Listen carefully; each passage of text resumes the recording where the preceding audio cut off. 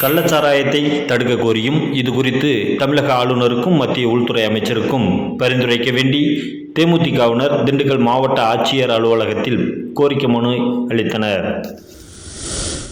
கடந்த 18/6/2024 செவ்வாயன்று கள்ளக்குறிச்சி கருணாபுரத்தில் மெத்தனால் கலந்த கள்ளச்சாராயம் குடித்ததால் உடல் நலம் பாதிக்கப்பட்டு இதுவரை 219 பேர் மருத்துவமனையில் அனுமதிக்கப்பட்டு அவர்களில் இதுவரை 60க்கும் மேற்பட்டோர் உயிரிழந்த நிலையில் உயிரிழப்பிற்கு காரணமான கள்ளச்சாராயத்தை விற்ற நபர்கள் மீதும்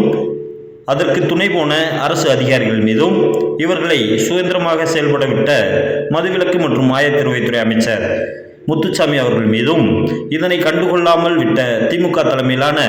முதல்வர் ஸ்டாலின் அவர்களின் மீதும் தக்க நடவடிக்கை எடுப்பதுடன்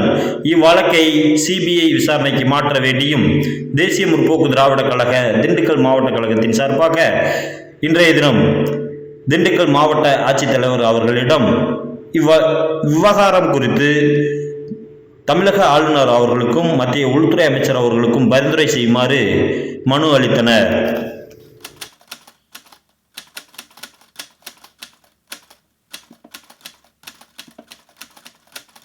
Thank you.